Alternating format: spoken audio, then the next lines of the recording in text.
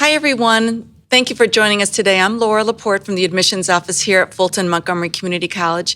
And today we're going to talk about mainly the two reasons why people go to community college. One is to either go right directly into the workforce or transfer on to a 4-year college and earn a bachelor's degree and beyond.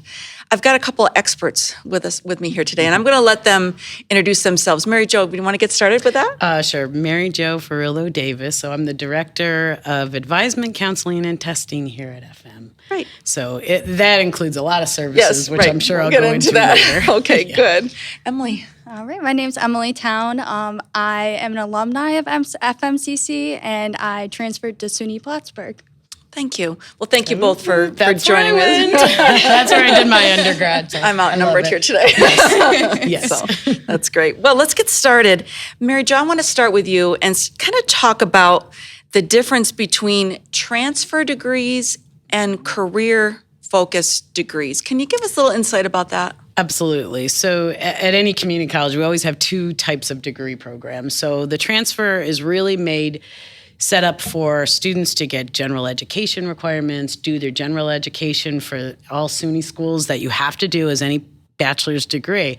So that's all infused into our transfer programs. You still will have a few classes in business if that's what you intend to do as a major, but you're going to get a lot of the English, math, science that you're going to have to do, right? So that's the transfer. Our AAS degrees are really more of our hands-on degrees. So we're looking to kind of give you more of the business classes, less of the liberal arts classes, some sort of internship, some sort of hands-on experience, because in 2 years, we want to give you the skills to go out and look for a job, find a job in the community. So that's the biggest difference between both. And just give some examples of like a transfer degree. Like, for example, our most popular program is our Liberal Arts and Sciences General Studies. So absolutely. That's a transfer degree, right? Mm-hmm. And how about an example of more of a career base? What are some of our career base? The career based are going to be like health records management. So basically we're going to teach you how to go in and run an office in a doctor's office and that type of thing. Insurance billing. We have electrical technology. That is, Global Foundries is just doing an expansion. Right. Those are the students they want who have an electrical technology degree. Right. 2 years, right into a job. We have things like construction technology, which is going to move you right into a job, give you the skills that you need. But then there's a business degree, a criminal justice degree if you want to be a police officer. Right. So, of course, our very popular degrees are our nursing and our radiologic technology. Our competitive programs are very popular. Of course, we have some really great art programs as well. One is a transfer degree, the fine arts. And then, of course, our new entertainment technology program, which that's very exciting as well. That is a fun one. Yeah, that's kind of infusing, theater and, believe it or not, construction courses and computer courses. It's just a whole bunch of different types of courses, including an internship. Right. We have, might be able to do one down at Proctor's, and so it's a nice hands-on degree. For students who liked theater but maybe just didn't want a theater degree because of, a little bit limiting, but this opens it up to everything in entertainment technology. So. And Emily, you were actually a general studies major, I believe, right, when you were here at FM? Yes, so I was. Why did you pick that degree and how did it help you go on to SUNY Plattsburgh? I did know that eventually I wanted to transfer. I just really had no idea what I wanted to do. So general studies really let me explore the different kinds of subjects, kind of get a feel for what I was good at, what I really struggled in, and kind of it pushed me so that I could get my gen eds done when I got to Plattsburgh. I was a little bit ahead. She can do it for us. That's exactly what we say to students. Exactly. That's what the general studies degree is. Yeah. You're not quite sure, or you're going to transfer, so I might as well get the math and the English and then experiment in some courses. That's exactly what we'll do. And it's nice because when you do transfer and you get to your 4-year, you're diving right into your concentration too. Right. So you're not, taking the classes that you don't really want to take anymore. You're going right into what you're passionate about. Right, good. What was your major? Human development and family relations. Oh, that's a great major. Yeah, I did business there. Yeah, that's great. So kind of switching back to gears as far as the career side, some of our viewers might be asking themselves, can I get a good job with a 2-year degree? Can you talk about that, Mary Jo? Sure. I mean, yeah, it's out there. Absolutely. It's going to always depend on what field you're going into. But some of the examples, obviously, rad tech and nursing, you're going right into a job that is going to pay. Most bachelor's degrees aren't going to pay what they get, but that's a specialized degree. But other degrees, like an accounting degree, there are a lot of jobs in our area for a 2-year degree in accounting. And I think people don't realize that sometimes. But that is a great, they can make money, they can move up, they can take more classes when it comes to the accounting. So that's another great field. But, if you look around at the businesses we have in the area, a business degree, if you want to go into management, into sales, the stores that are popping up now around our area, we're starting to really attract some bigger businesses. So that's definitely something that you can get. HVAC. You're talking a 32 credits, 1-year certificate that is going to translate to actual jobs, money. I just had to call somebody in to fix my dryer the other day. $100 for them to walk through the door. Right. And there's jobs out there. We're being told that there is, there's a lot of openings for HVAC. So there's definitely a lot of, hands-on careers that translate into good jobs, making good money. And that's something you definitely want to talk to your advisor about. We're going to kind of give you an idea or a range of where you would be with those certain degrees. Yeah, that made me think of another thing too. I know like our computer technology associate's degrees and so forth, there was recently some news, and we recently just had a presentation about how New York State is actually paying tuition for students to get into the technology field through that Excite grant. And if you're interested in computer technology, learning that type of industry, if you live in Fulton and Montgomery counties and a couple other neighboring counties like Herkimer County and so forth, there's funding available to pay your entire tuition.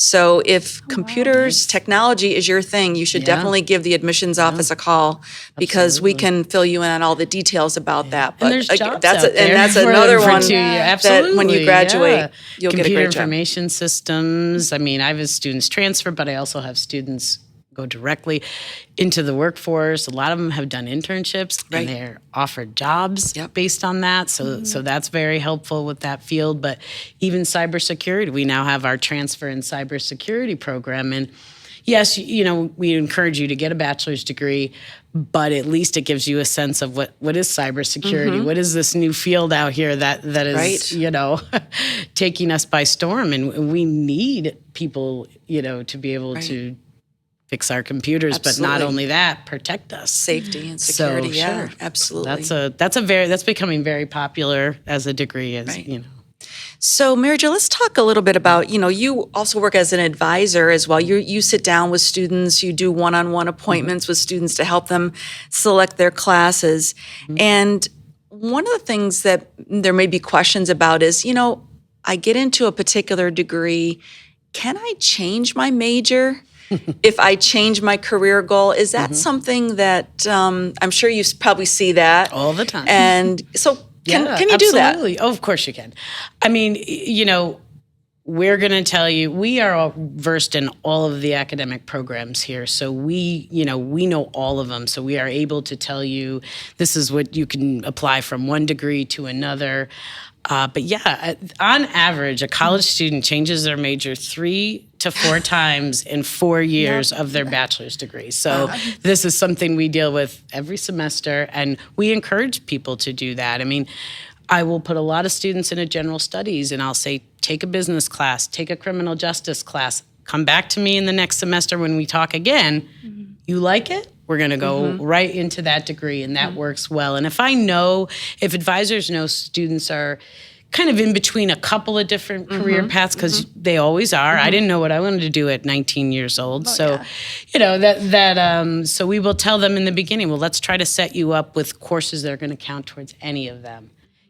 English is going to count towards all 3 of these. I'm going to give you English, so we're limiting if there's any extra time, because if you do change your major, there could result in extra semester or a year to pick up the courses. But if we kind of know that ahead of time, we will definitely steer you into the classes that are going to count for everything. So I'll say I was one of those students that changed their major 3 to 4 times, definitely. It's hard to zero in on exactly what you want to do. And I think general studies really showed me like I have a good amount of skills, and it was hard to narrow down exactly what one I wanted to zero in on. That's a good problem to have. Yeah, definitely. But it's hard to make a decision. Yeah, and one of the things that we're going to tell you is when you transfer, you have to make a decision at that point. Right. The 4-year college is going to say, we need to know what your major is. So, you do have to make that decision at the end of the 2 years. Yeah. So, we talk a lot about community college being a great place to start. And we also talk about it's a great place to maybe reduce the overall cost, avoid student debt. Mary Jo, can you talk a little bit about how students can save money by starting at FM and then transferring? How does that work? I mean, how do you save money by doing that? Yeah, well, I mean, you're talking a 4-year degree if you're paying, $10,000 a semester versus what we offer. The first 2 years of any bachelor's degree is all the same courses you're getting at the 2 years. So that, as much as, maybe the universities don't like us to say that is the reality of it. You're doing 30 credits just in general education requirements at any SUNY school. That's 1 full year. So, coming here, getting your 62 credits, because they will take up to 64, most SUNY schools. We have our degrees right around 60, 62 credits. You're halfway there. So now you transfer and you only have 2 more years. So a lot of students around here, if they want to commute to FM, they're saving money on commuting and, with housing, and then they're going to come and do the 2 years here.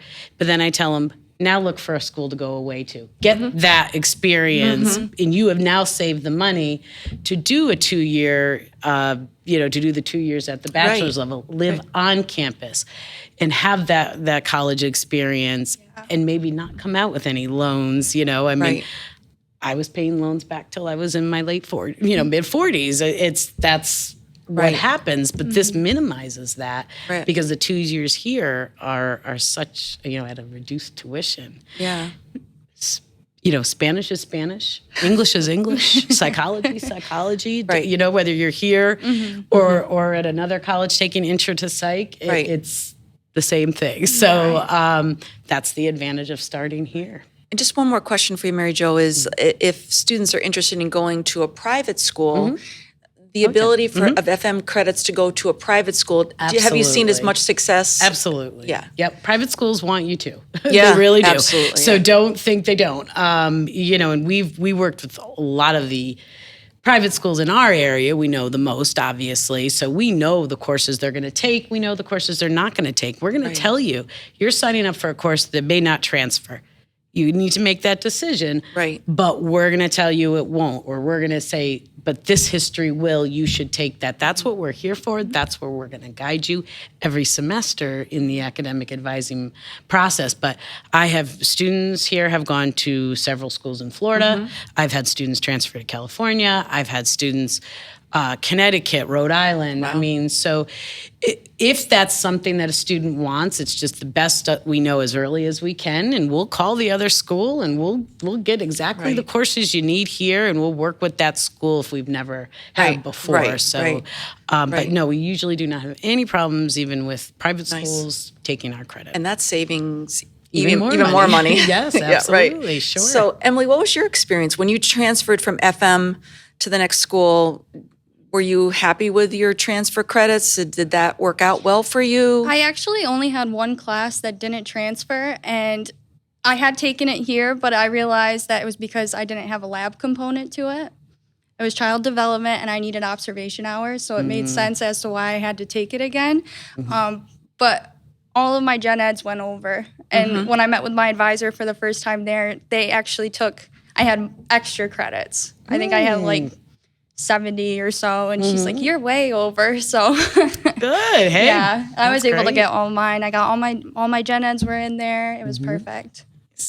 Good. So, thinking in terms of people who are thinking about what college they would like to go to, and sometimes they have like a list of their top picks, and some of those colleges, those four-year colleges, can be very competitive and very elite, if you will. If you could maybe talk a little bit about if you were to go to FM and attend for 2 years and earn your associate's degree and do well, do you think you'd have a better chance of getting into one of those top schools over maybe just coming right out of high school and getting into the schools? Maybe you have some experience with that as well. Yeah, definitely. It's because you're showing them that you can do college level work. We find a lot of students sometimes in high school, their transcripts aren't really reflective of exactly what they can do, and things have happened in high school. And now, with remote these last few years and things like that, so maybe they didn't do as well. That's really good. Come here and prove it to them. Prove it that you take, and what we're going to guide you in for that type of experience is going to be more 4-credit science courses, more 4-credit math courses, a little bit of the higher level courses you would need to take. Right. But yeah, I have a student right now we're waiting to see between Boston University and Brown University. Wow. So I'm very excited because, it's been fun working with her to do that. So absolutely, we can help you do that. That's great. That's great. Yeah. So what would you say are the advantages of starting at a community college? I mean, I know you can speak from experience. So I mean, maybe you kick that off and say, what do you think were some of the best takeaways? I think I agree with Mary Jo. I think, coming here, doing my gen eds, that saved me so much money. I looked at a lot of big colleges and universities before I came here, and ultimately it came down to how much it was going to be, how much I was going to walk away, like when I graduated, how much debt I was going to have. And the best choice was coming here, and it cut my debt pretty much in half. So, yeah. Good. Yeah. So I think we talked a little bit about that, but maybe we can switch back to the transfer piece. And Mary Jo, tell us what, I know Plattsburgh is a very popular school for transfer, because we've had many people talking about Plattsburgh. Yes. But what are some of the popular transfer colleges for FM students? Our top transfer schools, I would say, Plattsburgh, obviously, Oswego. Obviously, we do send a lot of students to Oswego, Oneonta. Proximity plays a lot into it. So SUNY Albany, College of St. Rose, Sage College of Albany. Those are a lot of our go-tos for some of our students who may not want to actually live on campus or may want to transfer. And commute, Albany's great for that. But yeah, Oneonta, Oswego. We've sent a lot of students to Brockport for physical education because they've got a great program there. Plattsburgh, New Paltz is a big one. So students wanting to go downstate. So yeah, I would say those are probably our top ones. Right. And I'm going to ask you a question about the Student Development Center, which is really the hub of all the advising and so forth. So just kind of wanted to get a sense as to the services that are available in the Student Development Center with respect to, advising. And if a student has a problem with a class or they really don't know where to turn, can you talk a little bit about how advisors really play an important role?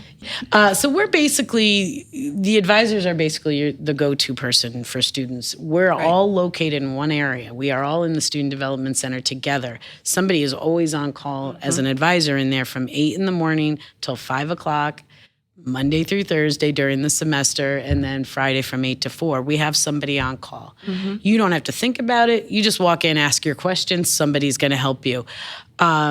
So we are always available, and we have a very personalized approach to advising. We aren't going to let you go off on your own and do whatever you want.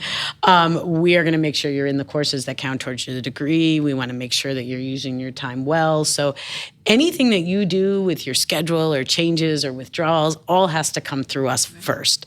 Then we're going to give you, these are your options, and you pick the best option for you. But we have a lot of other services right in the same area. The transfer services, we can help you transfer. The career services, a lot of people don't know what they want to do.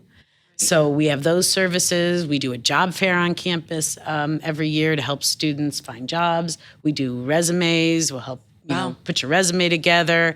We bring transfer colleges here twice a year. About 40 of them usually come to recruit our students. So that's a nice perk. You don't even have to leave. We have counseling services, struggling with anything that maybe an advisor can't help you with or financial. We have those services, accessibility services. Your professors are going to tell us if you're not going to class, and then you're going to get a call from an advisor saying what's going on. And not to penalize you in any way, it's to say what happened and what can we help you with, and can we set you up with a tutor and things like that. So we try to do early intervention, to make sure that everybody's doing well. But yeah, it is the hub because for anything you need, people just walk in there and we can pretty much take care of it. So. Password resets we do if right, things all like those that. little annoyances That's right. It's better to just come into one spot and we can do everything. So. Good.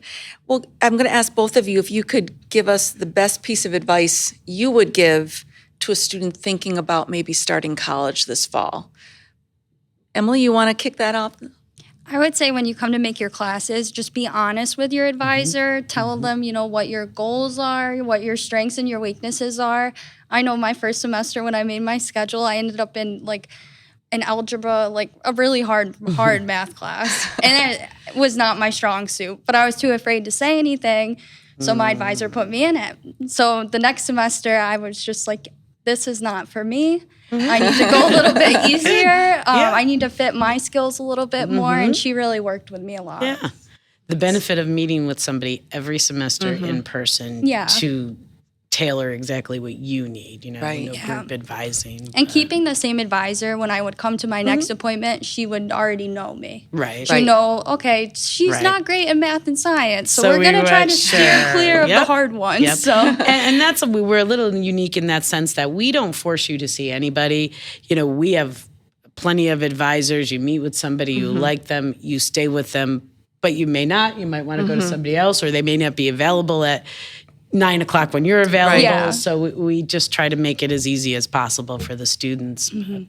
Another little insight I'd like you to share, Mary Jo, is that it might be intimidating for maybe a new student to sit down with an advisor. They're kind of a little bit intimidating. We all work with the advisors and we talk with them. We know that when you sit down with an advisor, it's going to be a comfortable conversation. Can you talk a little bit about how maybe the advisor puts the student at ease and also has, as you mentioned, additional information about professors, like what class, what they like, what they don't like, and how really they can provide really important information. Right. So we will draw that out of students. So we have to. That's just the way it is. And so what we do is we call it an educational career plan. Advisors have it. We have questions that we ask you to kind of pull that information out because, yes, people are very quiet or they don't want to tell us. So we've carefully kind of crafted those questions to pull that out. What are your favorite high school classes? What are the high school classes you didn't like? Right. What do you do in your free time? Just to give us kind of a clue as to what the student may want, because it is hard at 18 or 19 to verbalize that, to somebody. Sure. So we're going to walk them through that whole process. We're going to ask those questions. We're going to take our notes. We're going to write it up so we know we have it. This way, if you didn't want to see the same advisor, you come in, we pull it up. We know exactly where you were at, and we're going to make sure, is that still where you want to be? Maybe things have changed each semester, so then we'll change accordingly.